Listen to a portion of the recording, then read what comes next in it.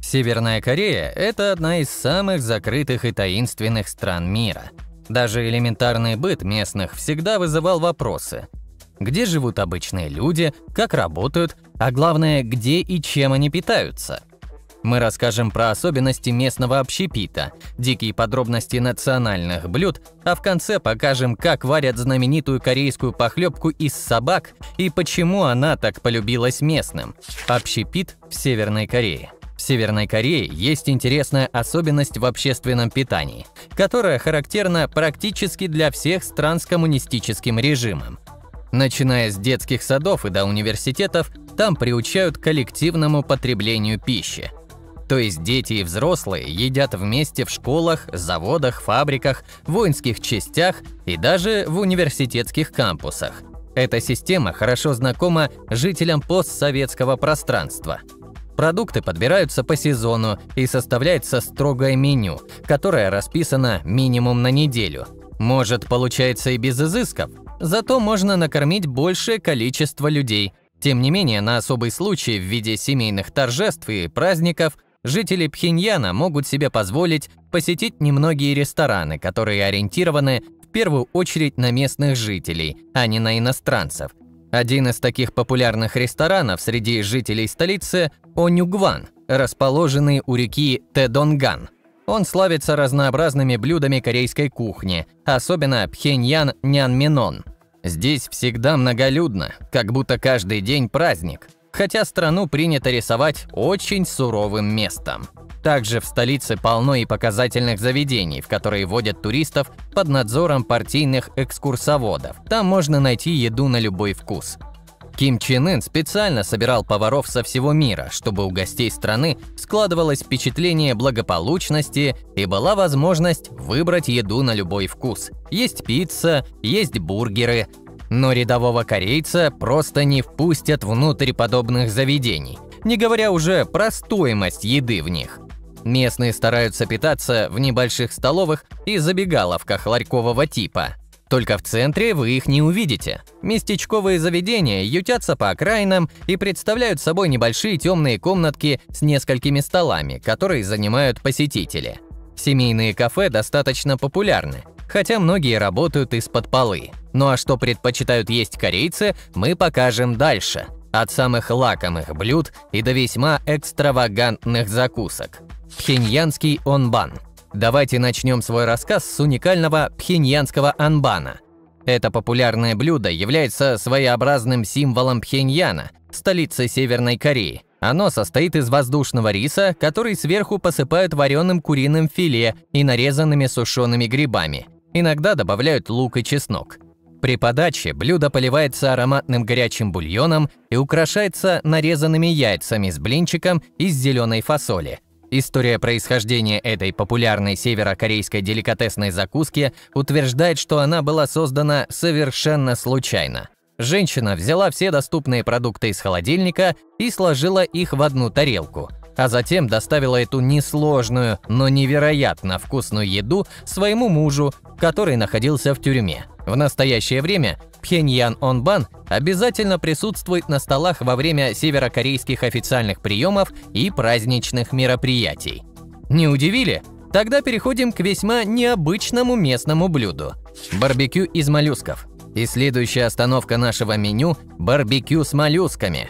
Это блюдо является очень популярным на западном побережье Северной Кореи и состоит всего из двух основных ингредиентов. Но зато каких! Для приготовления этой закуски берут свежих моллюсков, которых выловили местные рыбаки, и добавляют бензин. Моллюски размещаются на большой плоской бетонной плите, а затем обильно орошаются горючим. Взмах спичкой, и блюдо готово. Следует отметить, что визуально это действо выглядит весьма впечатляюще. И по словам многих туристов, готовые моллюски не уступают по вкусу даже изысканным французским морепродуктам. Местные жители, как правило, готовят одновременно десятки моллюсков на самодельном гриле и подают их с популярным корейским алкогольным напитком соджу, который, по сути, не только усиливает вкус, но и помогает смыть вредные бактерии и остатки бензина. Но поверьте, это не самое экстравагантное, что можно попробовать в Северной Корее. Дальше мы постараемся вас удивить еще больше. Дубубаб. Тофу рисовый деликатес, известный как дубубаб или тубубаб, это быстрая и популярная у местных закуска в Северной Корее. За 10 минут можно приготовить полноценное блюдо, которое представляет собой обжаренные кусочки тофу, наполненные ароматным рисом. Вершину каждого кусочка венчает пикантный соус чили и временами мелко рубленые копченые овощи. Холодец из бычьего хвоста. В северокорейской действительности мясо – это настоящая роскошь, которую многие могут себе позволить только в редкие государственные праздники. Средний кореец может купить себе курицу и свинину, но не часто. Раз, может, 2 в год. Говядина в Северной Корее считается драгоценностью, доступной лишь тем, кто находится выше среднего класса, либо в партийных чинах. Поэтому популярные корейские блюда, такие как бульгоги и местные вариации барбекю, обсуждать практически бессмысленно, ведь их главными потребителями, как правило, являются туристы, да ребята и из партии. Однако местным жителям достаются части быка, которые многие считают непригодными для еды, такие как хвост и голяшка. Несмотря на видимую скромность таких продуктов, простые корейцы научились создавать впечатляющие блюда, среди которых особенно популярен холодец. Процесс приготовления холодца из бычьего хвоста начинается с многочасового кипячения кусков до тех пор, пока мясо не станет мягким и нежным. Затем его отделяют от костей, режут на мелкие части, добавляя разнообразные овощи и приправы. В конце смесь заливается собственным бульоном, насыщенным натуральным желатином, и остужают. Это блюдо завоевало сердца практически каждого северокорейского гражданина и стало настоящим деликатесом национальной гастрономии. Корё-бургер. Корё-бургер – единственное блюдо, которое в настоящее время подают на рейсах Air Koryo, государственной северокорейской авиакомпании. Эта булка прославилась на весь мир из-за рассказов про отвратительный вкус и неизвестного происхождения мяса, которое часто приписывают друзьям нашим меньшим. В рейтинге питания во время полета Air Koryo занимает последнее место. Но те, кто реально пробовал корё-бургер, не отметили ничего сверхъестественно ужасного. Скудные кусочки фиолетовой капусты, черствая булочка и ломтик плавленого сыра. Все это на абсолютно безвкусной котлете со странным водянистым соусом красного цвета. Эта прелесть подается холодной, под аккомпанемент пропагандистских военных фильмов, которые транслируются в салоне самолета. На неподготовленного туриста, который привык к теплому бигмаку, производит неизгладимое впечатление. Кимчи. А какое северокорейское меню без кимчи? В Северной Корее она сопровождает каждый прием пищи. Это самая известная корейская закуска, хотя местные жители считают ее настолько важной, что она часто рассматривается как самостоятельное блюдо. На самом деле, основа кимчи – это ферментированные овощи, которые обогащаются разнообразными вкусовыми и ароматическими добавками, такими как чеснок, имбирь, рыбный соус или острый перец чили. Существует бесчисленное множество рецептов кимчи, варьирующихся в зависимости от региона и времени года. Однако самым распространенным видом является кимчи, приготовленное из пекинской капусты. Это действительно универсальное блюдо, которое можно подавать как гарнир, закуску или использовать как ингредиент во многих национальных и традиционных корейских блюдах. Важность кимчи для корейской кухни подтверждается тем, что ЮНЕСКО включила его в список нематериального культурного наследия человечества. Биндеток и мандукук. Продолжая наше путешествие по сокровищам северокорейской кухни, давайте рассмотрим биндеток и мандукук. Нет, это не персонажи из какой-то фантастической игры, а полноценные местные блюда. Биндеток – это пикантный блинчик, приготовленный из мунка, бобового растения. Но в этом блюде можно встретить кимчи, разнообразные овощи, рис, свиной фарш и множество других ингредиентов.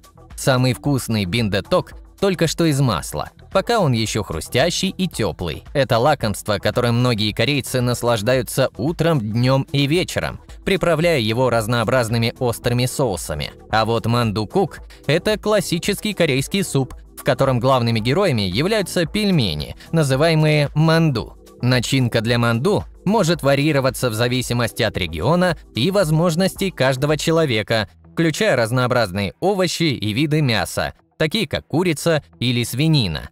Тесто тут более тонкое и нежное, чем в европейском и американском варианте. Кушают их и отдельно от бульона, обжаривая на сковороде или фритюре.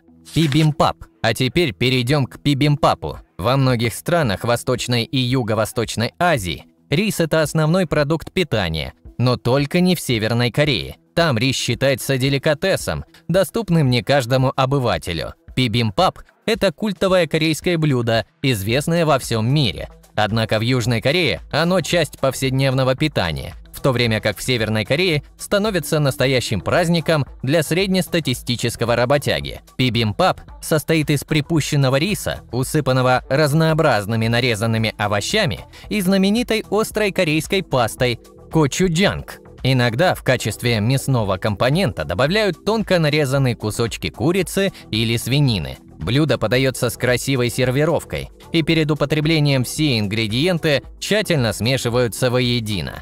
Колбаса сунде – еще одно уникальное блюдо северокорейской кухни, которое достаточно известно по всему миру. Колбаса сунде – это, по сути, традиционная кровяная колбаса, приготовленная из риса, свиной крови, ферментированной соевой пасты и кимчи. В некоторых региональных вариациях можно даже найти морепродукты, такие как кальмары или рыба. Сунде традиционно готовится на пару и часто употребляется как самостоятельное блюдо. Кроме того, она часто используется в качестве дополнительного ингредиента во многих других корейских блюдах. Колбаса пользуется большой популярностью как основа для уличной еды в Северной Корее. Ее часто продают с булочками и овощным наполнителем.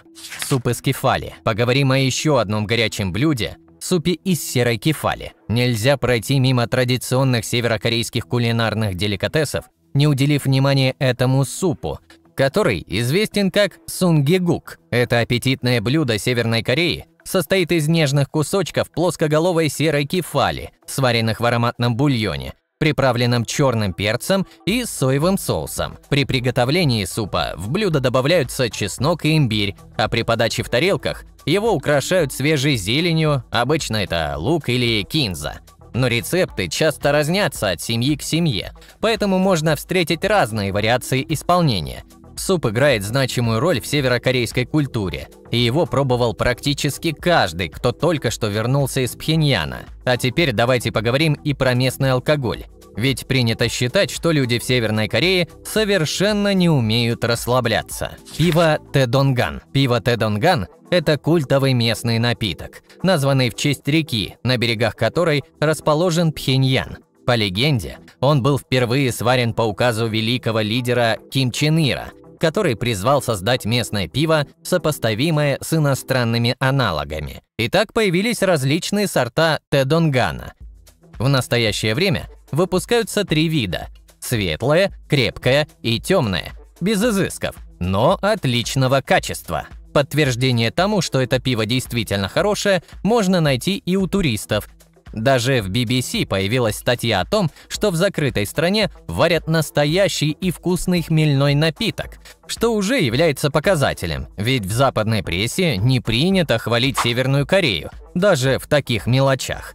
Рэнмен. Еще одно замечательное северокорейское блюдо, о котором нельзя промолчать – рэнмен, также известное как корейская холодная лапша. В Южной Корее оно также популярно, но называется немного по-другому – нэнмен. Это блюдо принадлежит категории кукса, что означает особые корейские лапшовые деликатесы, обычно на основе гречневой лапши. Рэнмен представлен в 2 вариантах. Как суп с гречневой лапшой в освежающем бульоне или как холодная лапша без бульона, но с острой корейской пастой. Оба варианта этого блюда могут включать в себя нежные кусочки огурца, маринованного дайкона, корейской груши, яйца. Иногда используется даже мясо, свинина или курица. Чтобы придать этому блюду пикантность, оно приправляется горчичным соусом и уксусом. Рэнмен – идеальный выбор для летних месяцев, но, конечно, его можно смаковать в любое время года. Это блюдо пользуется популярностью как среди местных жителей Северной Кореи, так и среди немногочисленных иностранных туристов. Рэнмен не только приносит настоящее гастрономическое удовольствие, вызывая аппетит у гурманов, но и представляет собой культурный символ, объединяющий две соседние страны, которые разведены по разные стороны баррикад – Южную и Северную Корею. Теток. С Новым годом по лунному календарю корейцы не только наслаждаются праздничным супом, но и угощают себя особыми рисовыми булочками в форме тонких цилиндров во время Чхусока, праздника урожая. В начинку этих лепешек добавляют каштаны, кунжут и соевые бобы. В прошлом приготовление этих булочек было семейным мероприятием, и каждый член семьи должен был съесть их определенное количество, соответствующее его возрасту. На банкете, посвященном одному из самых важных событий в жизни корейца – бракосочетанию, булочки теток приносят с собой семья невесты, а в случае семейного торжества тесто должен сделать отец.